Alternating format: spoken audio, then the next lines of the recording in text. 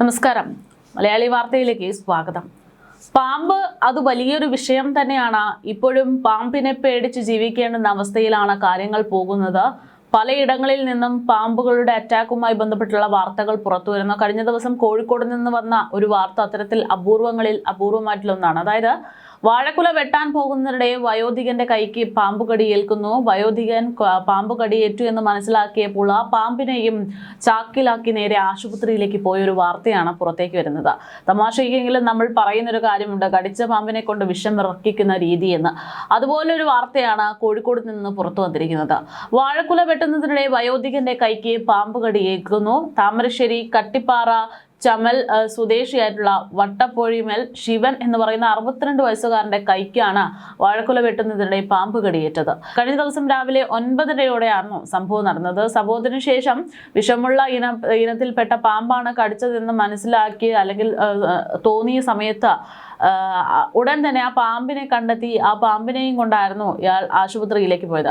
വീടിന് സമീപത്തെ വാഴത്തോട്ടത്തിൽ നിന്ന് കുല വെട്ടുമ്പോൾ വാഴയിലുണ്ടായിരുന്ന പാമ്പാണ് കൈക്ക് കടിച്ചത്. ഉടനെ കടിച്ച പാമ്പിനെ ശിവൻ തന്നെ പിടികൂടി കവറിലാക്കി താമരശ്ശേരി താലൂക്ക് ആശുപത്രിയിലേക്ക് പ്രാഥമിക ചികിത്സയ്ക്കായി എത്തുകയായിരുന്നു. ഇവിടെ പ്രാഥമിക ചികിത്സ നൽകിയ ശേഷം ശിവനെ 108 ആംബുലൻസിൽ കോഴിക്കോട് മെഡിക്കൽ കോളേജ് ആശുപത്രിയിലേക്ക് മാറ്റി. എന്തായാലും ഇത്തരം വാർത്ത പുറത്തു വരുമ്പോൾ മഴക്കാലമായാലും പാമ്പുകൾ പേടിക്കേണ്ടുന്ന അവസ്ഥ തന്നെയാണ് എന്നുള്ള കാര്യമാണ് വ്യക്തമാകുന്നത്. പാമ്പുകളുടെ ശല്യം മഴക്കാലത്തും തുടരുമെന്ന് സൂചന. മഴക്കാലത്ത് മാളങ്ങളിൽ വെള്ളം കയറുന്നതിനാൽ പാമ്പുകൾ അഭയം തേടി വീടുകളിലേക്കും മറ്റു പരിസര പ്രദേശങ്ങളിലേക്കും ഇത്തരത്തിൽ വരാനുള്ള സാധ്യതകൾ ഏറെ എന്നാണ് വിദഗ്ധർ ചൂണ്ടിക്കാണിക്കുന്നത്. ഇത് പാമ്പുകടിയേൽക്കാനുള്ള സാധ്യതകൾ വർദ്ധിപ്പിക്കുന്നത് കൊണ്ട് തന്നെ കൂടുതൽ ജാഗ്രത പുലർത്തണം എന്നുള്ള മുന്നറിയിപ്പും അധികൃതർ നൽകുന്നു. കടിയേറ്റാൽ പരിഭ്രമിക്കാതെ ശാന്തരായിരിക്കുക. രോഗിയുടൻ തന്നെ ഏറ്റവും അടുത്തുള്ള സർക്കാർ ആശുപത്രിയിൽ എത്തിച്ച് ആന്റിവെനം ചികിത്സ ലഭ്യമാക്കുക എന്നതാണ് ഈ പാമ്പുകടിയുമായി ബന്ധപ്പെട്ട ഏറ്റവും പ്രധാനപ്പെട്ട ഒന്നാമത്തെ ഘടകം. പാമ്പുകടിയെ ഏൽക്കാതിരിക്കാൻ ശ്രദ്ധിക്കേണ്ട പ്രധാനപ്പെട്ട കാര്യങ്ങളും പരിശോധിക്കാം. വീടും പരിസരവും വൃത്തിയായി സൂക്ഷിക്കുക എന്നുള്ളതാണ് അതിൽ പ്രധാനപ്പെട്ട ഒന്ന്.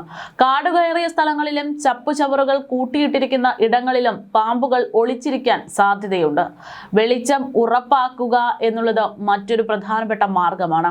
രാത്രിയിലോ വെളിച്ചം കുറഞ്ഞ സമയത്തോ പുറത്തിറങ്ങുമ്പോൾ ടോർച്ച് ഉപയോഗിക്കുക എന്നതും പാമ്പുകടിയിൽ നിന്ന് രക്ഷ നേടാം. വീട്ടുപരിസരത്തെ മാളങ്ങൾ അടയ്ക്കുന്നതും ഇത്തരം പാമ്പുകളുടെ ഒരു സാന്നിധ്യം ഒഴിവാക്കാൻ സഹായിക്കും. എലികളുടെ ശല്യം കുറയ്ക്കാനും പൊത്തുകൾ അടയ്ക്കാനും ശ്രദ്ധിക്കുന്നതും പാമ്പുകളിൽ നിന്ന് രക്ഷ നേടാൻ പറ്റുന്ന ഒരു മാർഗമാണ്. പാദരക്ഷകൾ പരിശോധിച്ച് മാത്രം മഴക്കാലത്തൊക്കെ അത് ഉപയോഗിക്കുക എന്നുള്ളതാണ് ഏറ്റവും പ്രധാനപ്പെട്ട കാര്യം.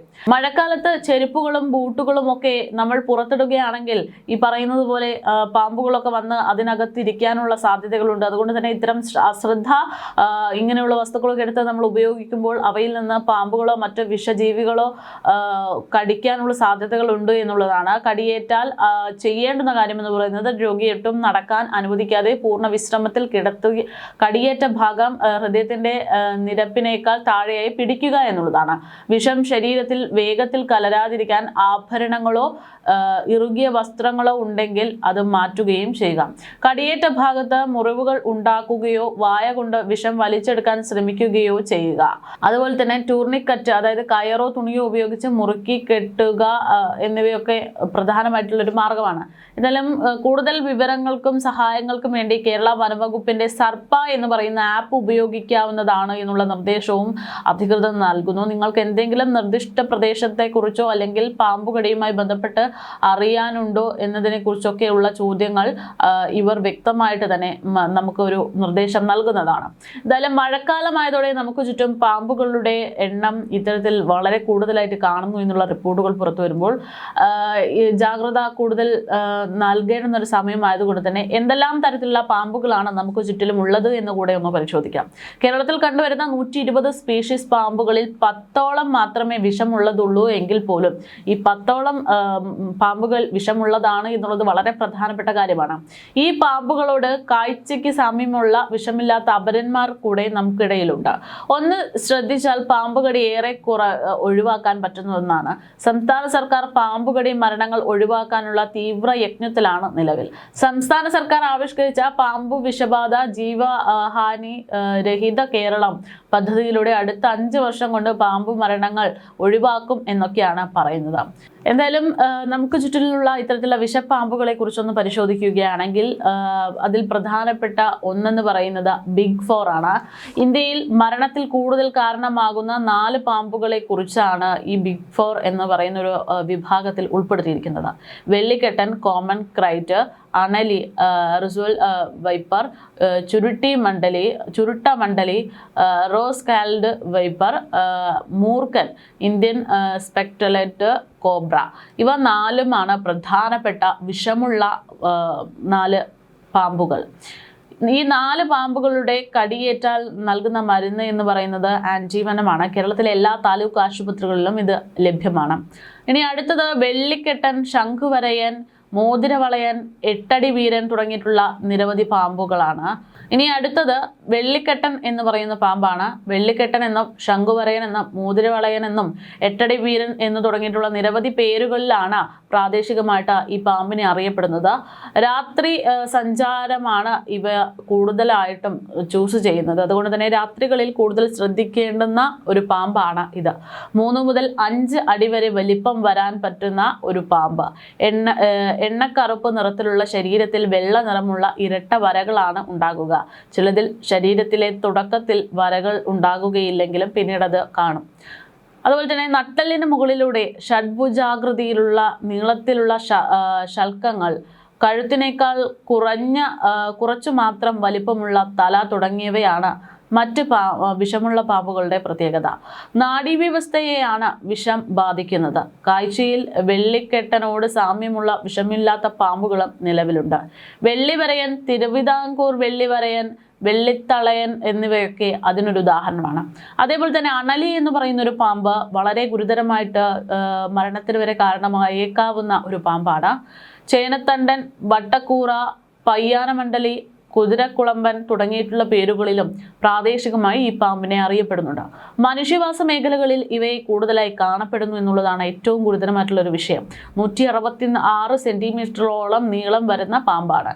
പരന്ന ത്രികോണാകൃതിയിലുള്ള തലയാണ് ഈ പാമ്പിനുണ്ടാകുക.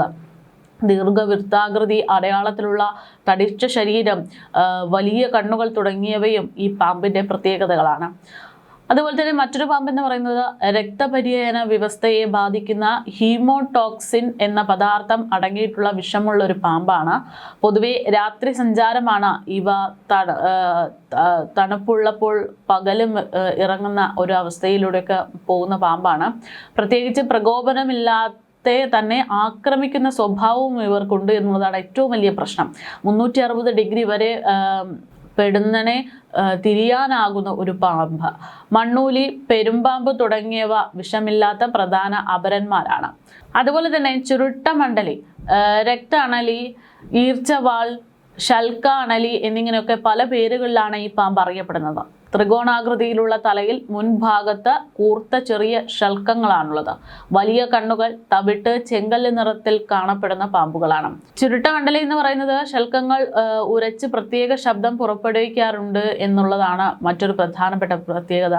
പൂച്ചക്കണ്ണൻ പാമ്പ് എന്നും തവിടൻ പൂച്ചക്കണ്ണൻ എന്നിവയും ഈ പാമ്പുകളുടെ അവരന്മാരാണ്. അടുത്തത് മലയാളികൾക്ക് ഏറെ സുപരിചിതമായിട്ടുള്ള ഒരു പാമ്പ് മൂർഖനാണ്. മൂർഖൻ, വെമ്പാല, പുല്ലാനി, സർപ്പം എന്നിങ്ങനെ പല പേരുകളിലാണ് ഈ പാമ്പിനെ അറിയപ്പെടുന്നത്. ത്രികോണാകൃതിയിലുള്ള ഉരുണ്ട അഗ്രമുള്ള തല, പത്തി വിടർത്താനുള്ള കഴിവ്, പത്തിയുടെ പിറകിൽ കണ്ണട ഒരു അടയാളം, പുറംഭാഗം മഞ്ഞയോ തവിട്ടോ നിറത്തിലായിരിക്കും എന്നുള്ളതാണ് ഇതിന്റെ പ്രത്യേകത. വളരെ വിഷമുള്ളൊരു പാമ്പാണ്. അടുത്തത് കോബ്രയാണ്. കോബ്ര എന്ന് പറയുന്നത് മനുഷ്യവാസ മേഖലകളിൽ സാധാരണയായി കണ്ടുവരുന്ന ഒരു പാമ്പാണ്. ചേരയാണ് മൂർഖന്റെ പ്രധാന അഭരനായിട്ട് വരുന്നത്. അടുത്തത് മുഴമൂക്കൻ കുഴിമണ്ഡലി എന്ന് പറയുന്നതാണ്. ബിഗ് 4നെ കൂടാതെ കേരളത്തിൽ മരണകാരണമായി റിപ്പോർട്ട് ചെയ്യപ്പെടുന്ന പാമ്പുകളിൽ ഒന്നാണിത്. ഇവയുടെ വിഷത്തിൽ പ്രതിവിഷമില്ല. കാട്ടുപ്രദേശങ്ങളിൽ കാണപ്പെടുന്ന ഒരു തരം പാമ്പാണിത്. മുഴമൂക്കൻ കുഴിമണ്ഡലി എന്ന് പറയുന്നത് ചുരുട്ട എന്ന പേരുകൂടെ അറിയപ്പെടുന്ന ഒരു പാമ്പാണ്. 30 മുതൽ 45 സെന്റിമീറ്റർ വലിപ്പം വരുന്നൊരു പാമ്പ്. ചാരനിറത്തിൽ ശരീരത്തിൽ കറുത്ത കുത്തുകളുള്ള ശരീരമായിരിക്കും. ഇവയുടെ പ്രതിവിഷം വികസിപ്പിക്കാൻ സംസ്ഥാന സർക്കാർ ശ്രമിക്കുന്നുണ്ട്. സർപ്പ സ്നേക്ക് പീഡിയ എന്ന് പറയുന്ന ഒരു കാര്യത്തെക്കുറിച്ചും നമ്മൾ അറിയേണ്ടതുണ്ട്. പാമ്പുകളെ ഭയക്കേണ്ടതില്ല എങ്കിലും അംഗീകൃത പരിശീലനമില്ലാതെ അവയോട് നേരിട്ട് സമ്പർക്കം പാടില്ല എന്നുള്ള നിർദ്ദേശമുണ്ട്. 1972 വന്യജീവി സംരക്ഷിത നിയമപ്രകാരം സംരക്ഷിത വർഗമാണ് എല്ലാ പാമ്പുകളും എന്ന് പറയുന്നു. പാമ്പുകളെ സംരക്ഷിക്കാനും ജനങ്ങളെ സഹായിക്കാനും വനംവകുപ്പ് വികസിപ്പിച്ച ആപ്പാണ് സർപ്പ. ഇതിലൂടെ പരിശീലനം നേടിയ റെസ്ക്യൂവേഴ്സിന്റെ സഹായമാണ് ലഭ്യമാകുന്നത്. ഇവർ ശാസ്ത്രീയ മാർഗങ്ങളിലൂടെ പാമ്പിനെ പിടിച്ച് സുരക്ഷിത സ്ഥാപനങ്ങളിലേക്ക് മാറ്റുന്നതായിരിക്കും. ഒരു കൂട്ടം ഗവേഷകരുടെയും ഡോക്ടർമാരുടെയും കൂട്ടായ്മയിൽ പിറന്ന ആപ്പാണ് സ്നേക്ക് പീഡിയ. പാമ്പുകളെ കുറിച്ച് ശാസ്ത്രീയമായി അറിയാനും പഠിക്കാനും ഇത് സഹായിക്കും. ചിത്രങ്ങളും ചികിത്സാ മാർഗങ്ങളും റെസ്ക്യൂസിന്റെ നമ്പറുകളും അടക്കം ഈ ഒരു ആപ്പിലൂടെ വിവരശേഖരണത്തിലൂടെ ലഭ്യമാകും. ഇവരുടെ കേരളത്തിലെ പാമ്പുകൾ എന്ന ഫേസ്ബുക്ക് കൂട്ടായ്മയും പാമ്പുകളുടെ അറിവ് പകരുന്ന ഒന്ന് തന്നെയാണ്.